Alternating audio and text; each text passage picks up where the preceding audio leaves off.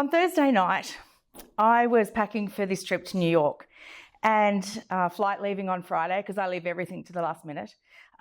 Booking flights included, as Karen Weaver and I are probably the queens in that regard. My leadership team were texting me and they said, "How's the packing going?" Because I knew I was doing it late.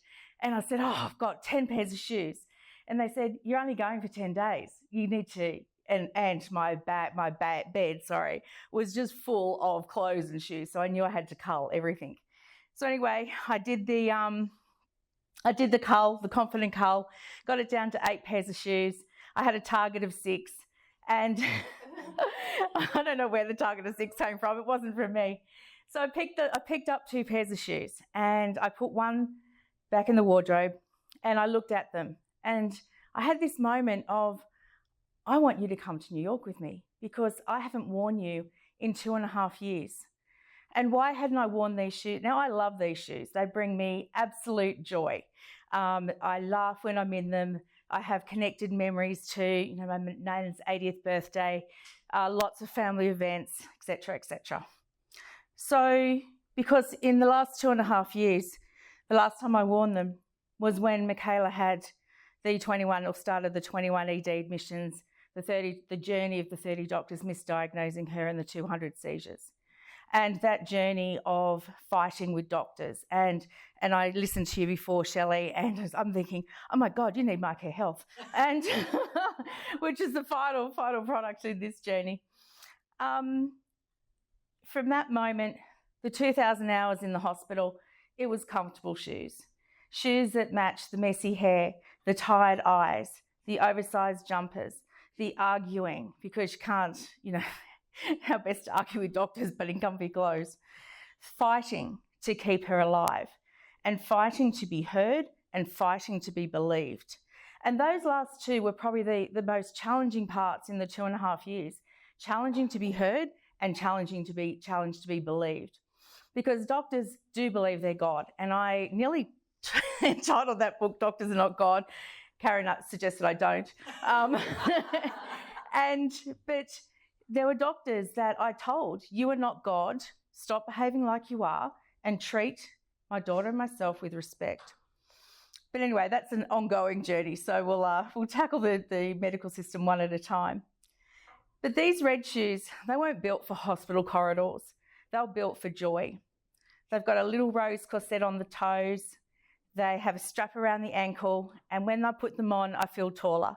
Not because I physically am, because they're 2.5 inches, but because they instill a sense of joy and success and confidence and all the things that build belief. They make me feel like I can conquer the world, and that's really important. It's that self-belief. And in that moment, I remembered something powerful. I connected laughter to those shoes. I draw on laughter every day. So as you probably can tell in the last few minutes, I laugh when I'm stressed. I laugh when I cry. And I actually laugh when I'm laughing. So genuine laughter. And even through the 21 ED admissions, the 30 doctors, the 200 seizures, my family and I, we still laughed. It was really important to keep the laughter in the family because there was so much sadness and so much despair. There was one time, this is a little story. So there was one time one of Michaela's 8 neurologists called her outside of the hospital because she knew that I wouldn't be around. And she asked her, this is a 20-year-old girl, how many men does your mum bring home? And how does that make you feel? Well, firstly, there was an assumption there. And so we're sitting there, we have what we call the intervention lounge at home. That was where we go to have all of those conversations. And instead of challenging the gender bias, the lack of professionalism, the inappropriateness of the question, and why it should never have been asked in the first place, all she was trying to do was substantiate the position that stress was causing the seizures. And instead I said, well, I don't have Tinder. And the one time I tried Bumble, I got it all wrong, ended up having, male and female swiping. So that was abort mission. So we laughed, and it broke the tension of what could have been a really awful conversation to have with her. And for that moment, we weren't trapped in the cycle of hurt or disbelief. or trapped, humour helped us move through it. Then there was the ED doctor, furious because he'd been overruled when Michaela was sent to ICU after being unconscious for, I think it was 17 hours at that point. He thought stress was causing the seizures and she didn't need to go to ICU. Hindsight, he was wrong, so FYI. As we went up in the lift, I remember thinking, and I made a little joke around, well, what do you want me to do? Put her in the wheelbarrow and take her home? And which didn't probably help the situation. We went up in the lift and it was either humour or cry.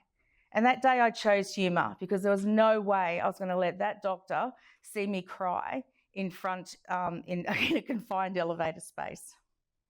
And laughter was the only sound that made me feel like maybe, just maybe, we'd be okay. It was the sound of my body remembering how to heal when everything felt broken. So when I decided to write, "Mum, please help me," it was because of a Brené Brown quote, and Karen was nagging me. So the Brené Brown quote was, "One day you'll share your story of how you overcame what you went through, and it will become someone else's survival guide." And I think, Shelley, you probably connect with that. You do it for others. You do it because, you know, I succeeded. I succeeded in finding the diagnosis. I succeeded in making Michaela healthy again. I succeeded in her getting her to a place where she's running actually mini half marathons, and in August next year, the Sydney Marathon. And she's put an application for the Boston one, so we may be in Boston at that point. I wanted others to heal, to remember that joy and pain can coexist at the same time, that it's not one or the other. And there was something powerful about how laughter helps us survive it. So when I said I was going to build a digital health platform, My Care Health, people laughed. And I think they were laughing at me. Honestly, there were moments when I thought, what am I doing? I'm not a clinician. I'm not a tech expert. I don't know how to code. Who was I to take on health tech and AI and medicine? But then I thought, I've already done it manually. I tracked everything by hand. Everything that's in My Care, I did by hand. So I know that it is, it works, but it's all the manual processes that we went through. And then realization made me smile, because it wasn't just about technology. It was about courage wrapped in purpose. And that nervous laugh turned into confidence that says, I've got this. And so do you. We've all got it. We just need to find it. And that's when I knew this wasn't about Michaela or me. It was about creating something that helps others be seen, be heard, and understood in every medical moment. So now, when life gets heavy, when joy feels far away, I still try and find something to smile at, because that little spark of laughter might just be enough to invite happiness back in and let joy find its way home again.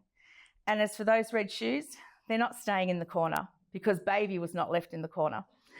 They're coming with me because they remind me to stand tall, keep laughing, and to keep walking toward joy. Thank you.